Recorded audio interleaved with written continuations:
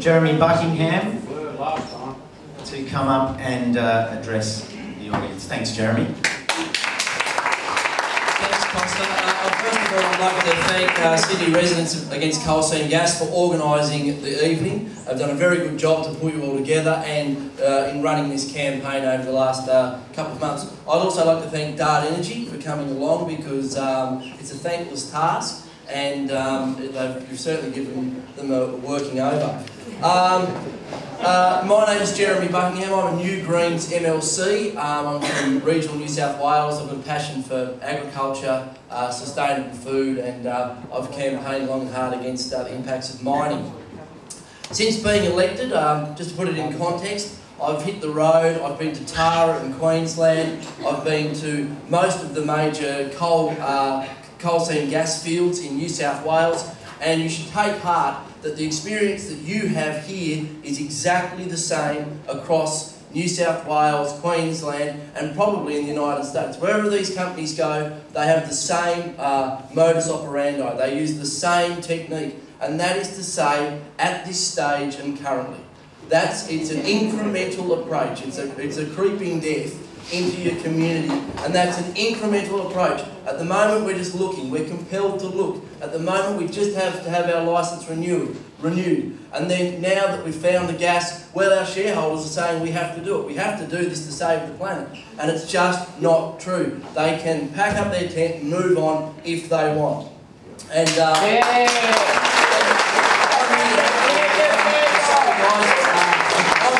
to help you move on. So what I've been doing in Parliament is I distributed 150 copies of Gaslands to every member of the government. Most of them had on a daily basis we've been asking questions of the ministers, making them aware of your concerns and making them aware of how these companies have been operating, because everywhere I've been, I've seen dodgy practices, I've seen exploding coal seam gas wells, I've seen polluted water, I've seen practices that these guys wouldn't be proud of, and I don't think is sustainable. I've also been successful in moving. It's not a royal commission. You know, the politics is the art of the possible, and we've been able to get a upper house parliamentary inquiry underway, and that will be taking submissions from you people. And that is a comprehensive inquiry that's going to be rolling out over the next 6 months, and that'll be taking submissions and receiving evidence from people across New South Wales.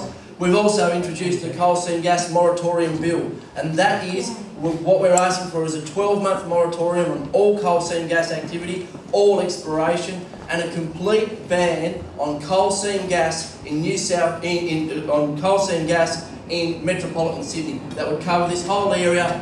The people of St Peters, the people of Sydney are saying no, and we're giving the O'Farrell government an opportunity to represent you and to support you through that bill. Now, it's been pretty honest, I won't go forever, but where we are today is really quite profound. The media interest here today is all because of this grassroots campaign, the Lock the Gate campaign, the hundreds of community groups across Queensland and New South Wales who are saying no to coal seam gas. And what that's done, it's got the most senior leaders in the country in a bind. We've seen Tony Abbott this week come out and back the right of farmers to say no to mining companies and coal seam gas companies. All of a sudden, he got crunched by big business and he's backflipped. But and he's put it back on the states. He said it's their responsibility, and he's actually right. It's the responsibility of whether or not to roll this industry out falls on Anna Bligh and Barry O'Farrell. Anna Bligh today came out and moved that ban on mining within 2 kilometres of communities of up to 1,000 people. So if it's good enough for Queensland, if it's good enough for Queensland, it's up to Barry O'Farrell to protect the people of New South Wales and do exactly the same here.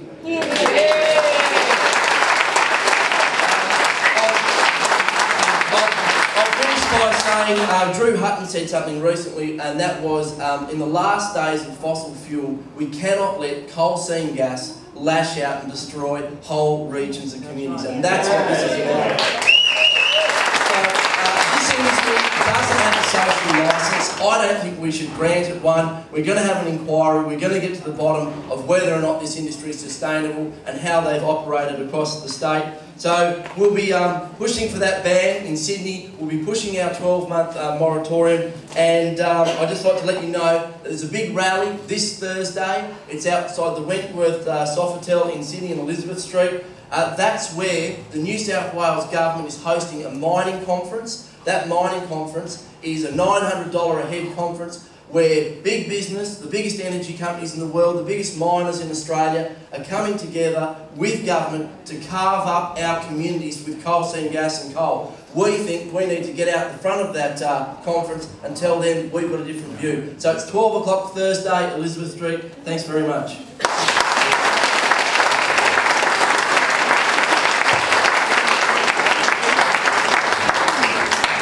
Thanks, Jeremy. I'd just like to ask Dart to just wrap up for a couple of minutes just on your thoughts and anything further you'd like to say. Realistically, the information that you need, it's a large industry, the information is available there, it's in the public domain, and part of the legislation of the state of New South Wales. The information moves into the public domain after it's been acquired. There are certain time periods there. The legislation that we work with has been around for some time. Some of the legislation we're working with is a couple of 100 years old. Some of the legislation we're working with is about 2 years old. It's been updated, but it's not really all that new. We work within those laws. If those laws are changed, we work within the changed laws. If you're calling for the laws to be changed, you have to talk to the right people about that. We're not legislators, we're just explorers. Now, in the case of providing you with information, Robert Dwyer has advised you that Dart will be improving his website to provide information. But as I said, it's a complex industry, and no website, no matter how many pages it's got, whether it's millions or billions, there are millions and billions of pages of information available on the web already in the public domain. So that if you're seriously interested, then you too can search for that information. It's quite easy to find. And you can find that the exploration industry is detailed, it's thorough. People ask for information on water so we can protect our aquifers. There's only one way to get information on water from aquifers, and that's to drill a hole. It's called a water bore. Drilling a water bore is very similar to drilling a coal, an exploration hole, the coal seam gas. Their impacts are of a similar size. Farmers are usually quite happy to have water bores drilled in proximity to their houses. It's usually a good place for them to be. In central Queensland, they do. They go to about 1,000 metres. There's about 40,000 of them that do. It's called the Great Artesian Basin. 3,000 feet is the standard depth that water boring rigs in Queensland were drilling to. Okay, can we... I think that one's a red herring, so we might treat it afterwards. can you just... put on the website the commitment that there will be in writing no probablys or maybes or possiblies, because that's how it was said at this meeting tonight, that there will be no exploratory drilling in St Peters till at least 2014. Could they go on the website? That's if I get their license. That one's not up to us, but Robert has said that the website will be providing more useful information. I'm not sure whether he made a comment that He made that exact comment. I'm sure it's on a number of tape recorders about here. If you put that on your website in writing, there will be no exploratory drilling or any drilling of any kind in St Peters till at least 2014. Would you pass that on to him if you're not? Absolutely. We'll talk to it after his public holiday tomorrow. Okay. Can you thank Robert, who's already gone, and the guys for coming on?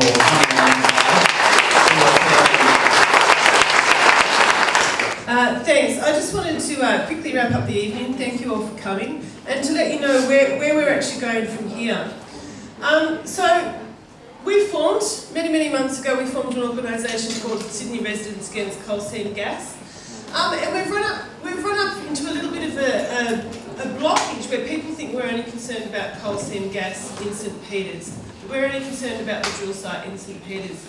This is not true. We want to know the impacts of all coal seam gas. We recognise that if the water catchment for the Hawkesbury, which is located in Putty, fucks up the Hawkesbury, or if the water catchment in the Illawarra stuffs up our drinking supply, that affects us, whether or not it's in our backyard or not.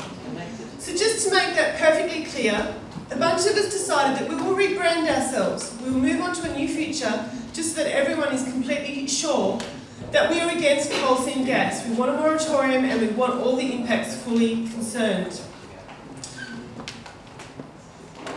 So from now on, we'll actually be called Stop CSG Sydney. And the reason that we've picked this name is one, it's easier to remember than Sydney Residents Against Coal Seam Gas. But it is also increasingly been adopted by a bunch of community groups in the region to unify the support and to actually support each other. So from now on, you can still call yourself Sydney Resident Against Coal Seam Gas, but look out for newsletters from Stop CSG Sydney. So also coming up next, as Jeremy mentioned, Thursday, 12 noon. I won't go into that too much because Jeremy covered all that for me. But that's not the only thing that we've got happening. We are actually committed to making sure that the government, the mining companies and all those people with vested interest in the non-renewable industry are aware that we do not think this is appropriate. So on the 18th of September, we're going to have a public rally. We're going to walk down King Street, we're going to form a human chain around the Darla Dump site so no mining company can get in, and then we're going to have lots of activities happening in Sydney Park. Let's just show the government how big this can be. It's certainly going to be more people than can fit in this hall. With that,